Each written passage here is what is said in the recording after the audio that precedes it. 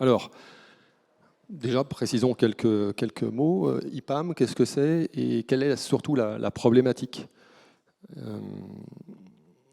Vous connaissez le fichier Excel.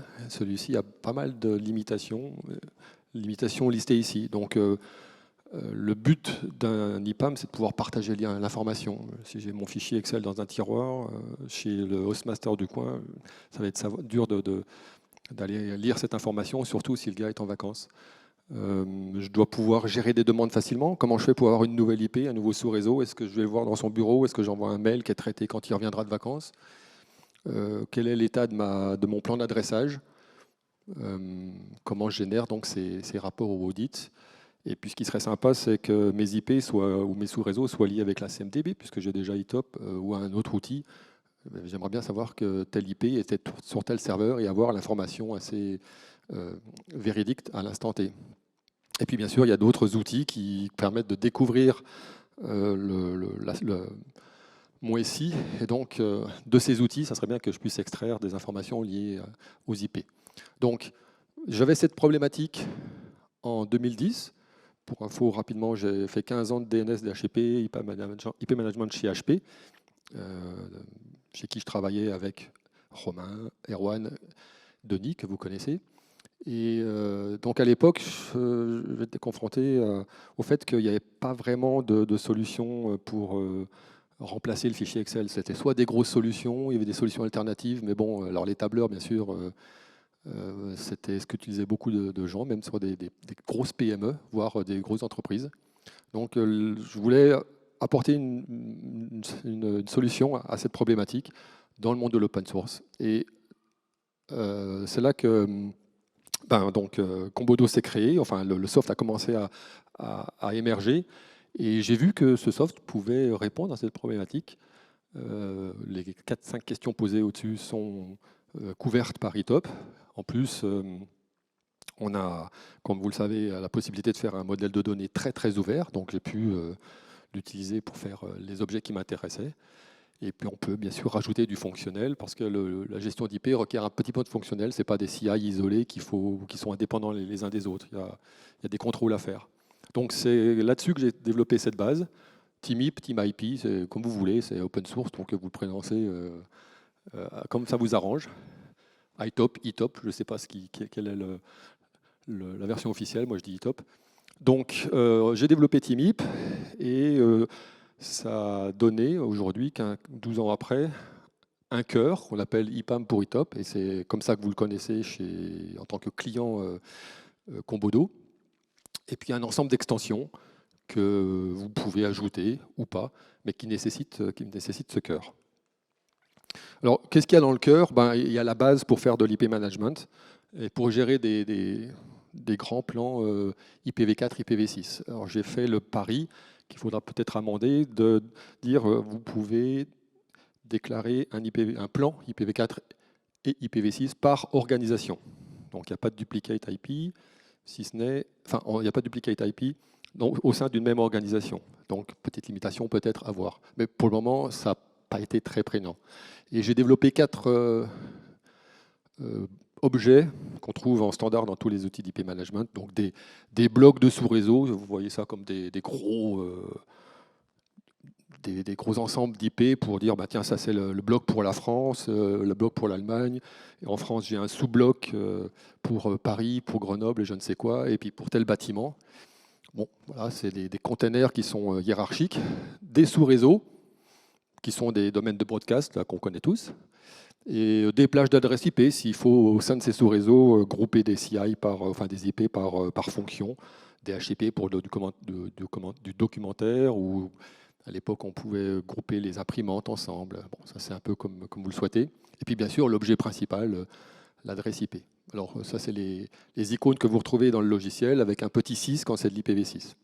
Donc il y a ces objets de base et puis un ensemble d'outils qui permettent de les manipuler.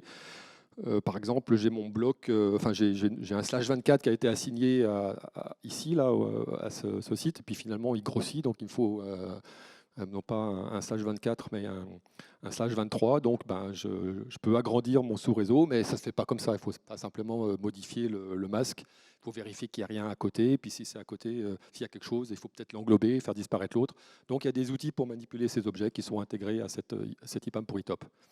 Et en même temps, j'amène dans ce module cœur ce qu'il faut pour interagir avec la CMDB. Donc, quand vous l'installez, certains, enfin ceux qui l'utilisent l'ont vu, on remplace tout ce qui est chaîne de caractères IP par des pointeurs à l'ITOP, des pointeurs vers des objets IP. Une IP, c'est un objet avec une quinzaine de paramètres. Et on va remplacer donc le management IP d'un serveur par un pointeur vers un objet de type IPv4 ou IPv6. Il y a des outils pour allouer des IP. Quand vous créez votre serveur, vous choisissez une IP, ou quand vous avez une IP déjà enregistrée, vous l'associez à un CI ou plusieurs CI. Si l'IP doit être, je sais pas moi, sur des load balancers différents. J'ai essayé de coupler le cycle de vie des IP et des CI. Hein. Peut-être qu'un serveur qui est obsolète, même s'il a une IP, l'IP doit être alors, dans ce cas-là, considéré comme non assigné ou non alloué. Tout ça, c'est configurable par des règles de comportement qu'on peut apporter par organisation, donc par plan d'adressage. Donc, il y a pas mal de petits contrôles qui peuvent être faits et qui peuvent être ajustés pour vraiment correspondre, enfin, faire de l'IP management comme vous le souhaitez. À côté de ce module cœur, il y a tout un ensemble de modules que je vais lister. Alors, j'essaie de ne pas être trop rébarbatif. Je vais vous les montrer rapidement. Tout à l'heure, on parlait de la documentation et puis de la problématique de la requête. Comment je fais pour demander une IP? Donc, on peut envoyer un mail, bien sûr, et j'ai développé un module de gestion de demande d'IP. Donc, c'est des tickets, des classes d'objets, enfin des classes de tickets qui dérivent de la classe ticket d'ITOP, qui sont spécialisées dans la demande d'IP ou de sous-réseau, demande, modification, effacement. Et j'ai un portail aussi qui est dédié aux personnes qui peuvent faire ça, enfin qui souhaitent faire ça à distance. Via ces mécanismes, ces tickets, on peut complètement automatiser le processus d'allocation. J'ai une petite démo que je vous ferai à la fin. Je préfère peut-être pas diverger maintenant et puis faire la démo, réserver la démo pour la fin, comme ça, je suis sûr de balayer les slides sans problème technique. Mais en gros, ce que ça fait, c'est que, je sais pas, vous avez un gars qui intervient dans un data center, il a le profil adapté, c'est-à-dire qu'il est, on va dire, suffisamment, comment dire, la montre pas de blanche, on le connaît dans la DSI, c'est quelqu'un qui sait ce qu'il fait, donc sur le portail, il va pouvoir demander une IP, et vu qu'il a le bon profil, le cycle de vie de l'IP va faire que, une fois que le ticket est créé, Timip va chercher là où il a le demandé, il va trouver l'IP libre, lui donner, et puis si en plus il a dit qu'il voulait l'associer cette IP à un serveur ou à je ne sais quoi, il va le faire. C'est-à-dire que ça sera documenté dans la base de données à la fin du traitement, et lui, donc en direct, on le verra tout à l'heure, il a fait sa demande, quelques secondes après, il a l'IP et sait qu'elle est associée à un serveur. Donc, je passe, on verra la démo si on a le temps tout à l'heure. Autre extension que vous pouvez utiliser ou pas, toutes ces extensions sont disponibles pour IPAM, hein, enfin pour ITOP. Il y a une petite application de découverte qui a été demandée par un client il y a quelque temps. C'est encore basé sur les collecteurs classiques. Donc vous avez dans ITOP à gauche ce que j'appelle des applications de découverte IP que vous configurez. Vous dites, tiens, telle application ici identifiée par un UUID devra découvrir les sous-réseaux XYZT et par défaut, pour le découvrir, fera du ping, j'ai trois modes de découverte, pin, reverse lookup et vérification réponse sur un port particulier. Donc vous pouvez dire que ce collecteur fonctionne avec tel moteur de découverte, tel autre moteur de découverte, et puis le faire varier par sous-réseau. Donc en fait, ce que fait le collecteur ou le moteur de découverte, c'est qu'il va chercher dans ITOP les informations dont il a besoin. Il sait ce qu'il a à faire, il le fait. Il sait quelles IP sont déjà enregistrées dans ITOP, et lui fait le delta et va enregistrer ou modifier le statut dans ITOP des IP qu'il a détectées. Il y a une nouvelle IP, on a signé. Voilà le nom que j'ai pu détecter dans le DNS. Donc, voilà. Ça permet d'avoir un petit peu une vue un peu plus claire de ce qu'on a sur le réseau. Il y a des gens de GLS qui sont là, qui l'utilisent depuis peu.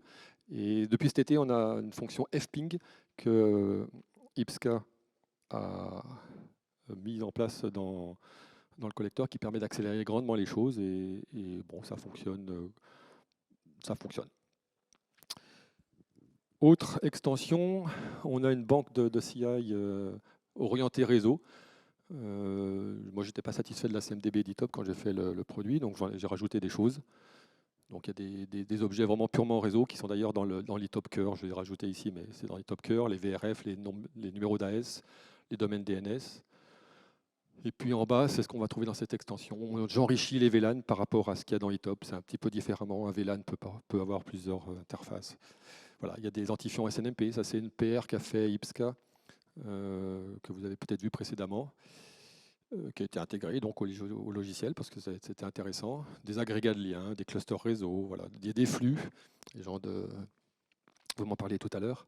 Donc c'était Dimitri Delay de chez nous qui m'a donné l'idée. Et en utilisant le moteur d'analyse d'impact, non pas sur des relations d'impact, mais sur des relations autres, flux réseau, on arrive à, si vous documentez vos flux, là j'ai deux objets flux qui lient un serveur 2 avec le switch 3 d'un côté, le switch 3 avec le routeur 2. Et quand vous cliquez, demandez l'affichage de ce flux, bon voilà, ça donne ça grâce au moteur d'analyse d'impact qui est détourné pour une autre utilisation. Oui, oui, tout à fait. Donc un flux, c'est un CI de départ, un CI d'arrivée. On le voit ici. Hein. Ça, c'est du DP-TCP, du serveur 2, port 1122 vers le switch 3, 3344 pour le port. Voilà. C'est la première fois que ça sort, donc peut-être qu'il y a des besoins à compléter. Timip, c'est un projet open source, j'en profite pour le redire. Si vous avez des demandes de modification, des idées, n'hésitez pas à me le dire. J'incorpore ça dans les versions suivantes si besoin. Autre extension qui m'a été demandée par la communauté il y a 1 an et demi, qui est d'essayer de documenter du câblage. Alors le schéma que vous voyez au milieu, ce n'est pas ce qui est implémenté dans ITOP, c'est ce que ça permet de documenter. Donc on a par exemple à droite un network device qui est dans un rack avec une interface physique, des patch panels. Tout ça c'est relié. Dans une autre salle, via des câbles rouges qui sont ce que j'appelle des back-end cables, on va vers donc une dispatching room avec là également des patch panels. Ils sont liés entre eux, ça va dans une autre salle, la training room, avec de nouveau des patch panels dans un rack, un serveur sur une table, puisqu'il n'est pas dans un rack, qui a plusieurs interfaces physiques et puis qui est relié sur un network device par l'interface au-dessus. Donc ça, c'est documenté. Cette extension permet de le documenter.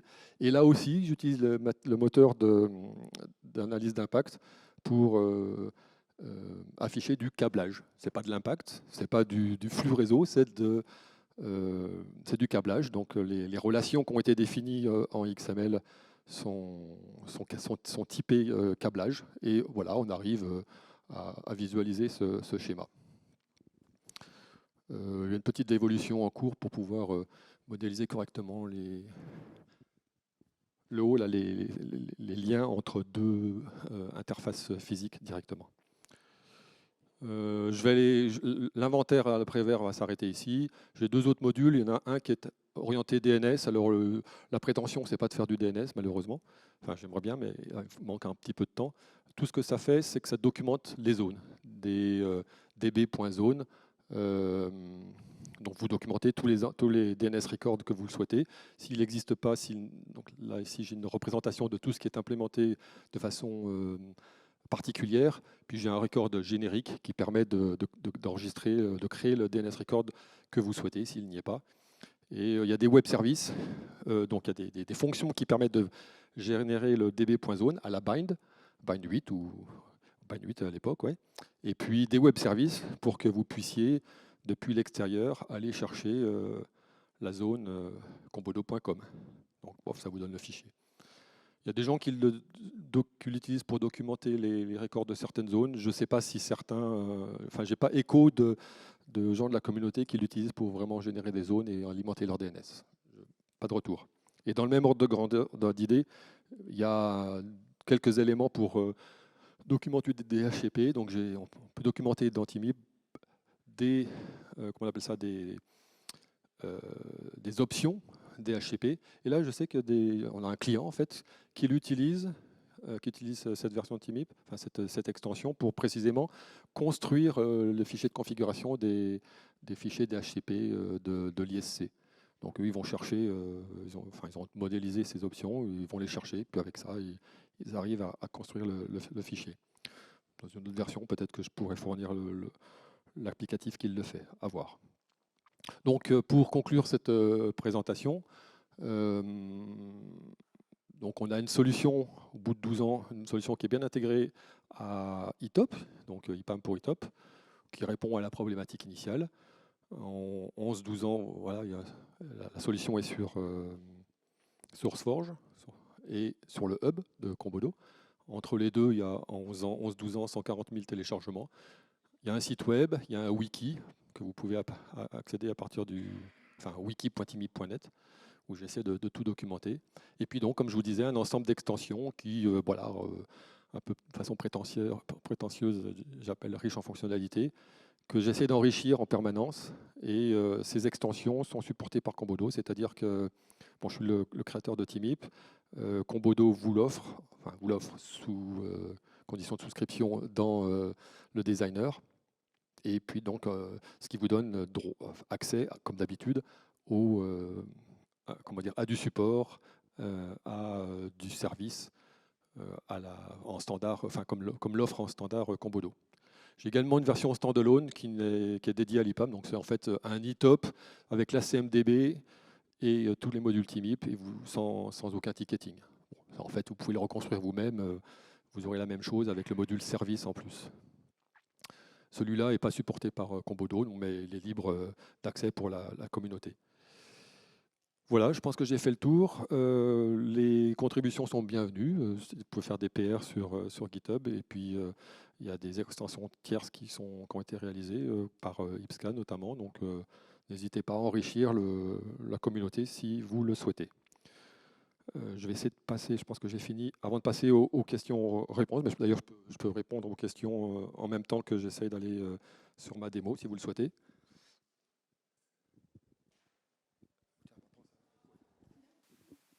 Merci Christophe pour la présentation. J'ai une seule question. Est-ce qu'il serait possible, est-ce que c'est assez facile de faire des demandes de flux? Parce qu'en fait, nous, au département de la Seine-Saint-Denis, en fait, on ne demande pas de RSIP, on doit demander un flux, c'est-à-dire à chaque fois, quand on doit proposer une application ou faire une mise à jour, on doit dire quels sont les nouveaux flux qu'on a besoin, ceux qui sont obsolètes et ceux qu'on voudrait modifier. Je dirais oui, tu crées dans ton ITOP standard comment on appelle ça, une entrée de ton catalogue de services, demande de flux. Avec request template, tu modélises les champs qui sont nécessaires à traiter ta requête. Et puis une fois que le ticket est créé, tu crées le flux correspondant dans TIMIP. Donc là, il faut mettre le ticketing d'ITOP et les request templates qui vont bien. Ouais. Souvent, chez les clients, on retrouve effectivement le besoin de mettre un workflow de validation dessus pour vérifier si le flux demandé est conforme à, par exemple, une vision architecte qui est, elle, validée. Oui. D'accord. Excuse-moi, j'ai pas... Enfin, la gestion de demande de flux, ça peut être intéressant justement de l'adosser à une vision architecture. Donc typiquement, il y a un produit qui dit que les clients ont besoin de se connecter à telle application. Oui. Donc il y a un groupe de clients, un groupe de serveurs d'application. D'accord. Et du coup, le jour où il y a un nouveau site déployé avec de nouvelles IP, il faut pouvoir faire une demande de flux qui soit est valide si l'architecture l'a définie comme ça, soit est rejetée, non valide. Donc cette documentation d'architecture, elle serait dans ITOP, elle est ailleurs? Ça pose peut-être plein de questions et du coup du paramétrage éventuel sur la vision groupe d'IP possible, architecture, et demande d'IP et demande de flux associés. Ok. Aussi associé. Enfin, à la limite, moi je suis preneur de tes specs et puis voir si ça peut être transcrit en enrichissement d'extension. Oui, je complète un peu. Est-ce qu'on peut rajouter les approbations justement sur tes requêtes Pareil, c'est du ticketing ITOP, mais donc tu fais ce que tu veux. Oui, tu peux avoir les deux niveaux d'approbation en standard. D'autres questions? Alors je vais vous remercier pour cet apport ITOP qui est quand même assez intéressant. Après, on a un souci, nous, c'est avec les IP non routables qui, par défaut, ne sont pas uniques. Aujourd'hui, il y a une limitation, c'est que les IP, elles sont uniques par organisation. Oui. Ce qui serait possible de voir, genre, J'ai cette deux, unicité. trois demandes dans ce sens-là pour essayer de lever le verrou. Je ne l'ai pas encore fait, parce que j'y vais un peu à reculons là-dessus. Je ne voudrais pas ouvrir la boîte de Pandore. Il y a beaucoup de vérifications en code qui sont faites autour de cette unicité par organisation. Mais il doit être possible de flaguer un net 10 en RFC 1918 et puis le traiter différemment. L'unicité, elle doit se faire dans un subnet. Oui, tout à fait. Oui. Et pas forcément au niveau global. Pas nécessairement au niveau de l'IP. Même au niveau du subnet, tu pourrais dire s'il n'est pas routé, il y a des gens qui ont le besoin. Dans un même subnet, en principe. Enfin, oui, voilà. Pourquoi pas, mais pour le moment, c'est pas. Je me dis, essayons de s'en sortir avec des sous-organisations, peut-être même virtuelles, pour faire le truc. Mais non, bon. Tu peux prendre d'autres questions, mais je vais juste pendant ce temps-là essayer de faire une petite démo. Là, je suis. Une question, tu disais ? Merci Christophe pour cette présentation. C'est peut-être difficile à répondre, mais donc c'est 12 ans de projet TeamIP. Et ça représente combien d'heures, de centaines d'heures, de milliers d'heures de boulot Je compte pas. J'ai commencé en 2011 avec beaucoup d'enthousiasme. Et non, j'ai passé des jours. Et j'y passe toujours, je pense. Alors, Combodo me donne le droit de travailler une journée par semaine sur ce projet. C'est un win-win. J'amène de la fonctionnalité à iTop. Je travaille sur TeamIP. Et puis, je ne peux pas m'empêcher, donc j'y passe bien 2 soirs par semaine. Il y a plein de choses à faire. Je n'ai pas tout le temps que je voudrais, mais ouais. Quand un serveur quand un composant a plusieurs IP, on est d'accord que TeamIP permet justement. Alors pour le serveur, si je prends le modèle standard iTop, il a son IP de management. Après, tu peux très bien, avec le designer, rajouter l'IP de backup, l'IP XYZ. Et là, on passe par TeamIP. Et tu peux, si tu as le module IP1 pour iTop, eh bien, tu dis que la nouvelle IP, l'IP de backup, c'est un pointeur vers un objet de type IP adresse. Et donc là, tu as sur ton écran principal les 4 IP. Et ensuite, le serveur, lui, il a N interfaces physiques, si c'est un serveur physique. Et chaque interface physique peut porter N IP. Voilà. Donc, ça te fait un panel assez large. Et il y a un onglet qui te permet de voir que pour le serveur, tu as toutes ces IP qui sont portées par telle interface, etc. Donc, tu n'es pas limité par le nombre d'IP par CI. Il faut le modéliser, quoi. Alors vite, rapidement, je fais une petite demande pour une nouvelle IP. Je suis dans un data center, je me rends compte que j'ai oublié de demander l'IP à mon collègue. Je sais qu'il faut que je tape dans le bloc du 3e quart du 10, en 10.128.0. Je ne veux pas mettre l'IP dans un range particulier. Peu importe la localisation, le nom, je vais l'appeler XXX. Je vais le mettre dans le domaine fr.demo.com. Et puis, je voudrais l'associer à un objet de classe serveur. Donc là, je vais regarder quels sont les serveurs, quels sont les objets de type serveur instanciés dans ma base, serveur 4. Et puis, là, j'ai qu'une IP en direct. Alors, je ne peux pas l'associer à une interface aujourd'hui. Mais si j'avais mon IP de backup, je pourrais dire, tiens, c'est l'IP de management que je veux configurer ou l'IP de backup. Pof, je soumets. Et le ticket est créé et résolu. Donc, sur la 156, j'ai mon ticket demandeur qui m'indique, alors, une évolution du portail, ça sera peut-être pouvoir highlighter les champs. Donc, mais là, j'ai la 10.128.0.19. Voilà. Et côté back-end, si je rafraîchis cet écran, qui est le module IP Helpdesk. Alors, on est combien on est le 19 aujourd'hui, c'est ça? Pof. Donc, 156. Voilà, c'est la requête qui a été créée. Le ticket qui a été créé. Donc là, j'ai l'IP qui a été alloué. Donc si je vais dessus, Euh, donc là, on voit un objet de type IP avec tous ces attributs. Elle est allouée. Pardon. Excusez-moi. Le demandeur, c'était Claude Monet, telle date. Son nom court, c'était serveur 4, parce que mon option de configuration m'a dit qu'il fallait que je copie le nom du CI dans le nom de l'IP. Ça me donne un FQDN donné, voilà, etc. Et je peux voir ici que c'est lié au CI serveur 4. Ça m'a généré un DNS record pour la zone fr.demo.com. Et tiens, si je vais, ça conclura la démo, si je vais sur la zone fr.demo.com, je peux, par web service, aller la récupérer et pour avoir un fichier de ce style-là, un db.bind, voilà, qui est le fichier de configuration des serveurs DNS avec tout ce qu'il faut, tout ce que contient la zone frdemo.com et tout ce que vous voyez à l'intérieur, ça a été modélisé dans TIMIP. Donc vous voyez, l'intérêt c'est que rapidement je suis sur le terrain, je peux avoir une IP. Sans appeler, parce que j'ai le profil qui va bien.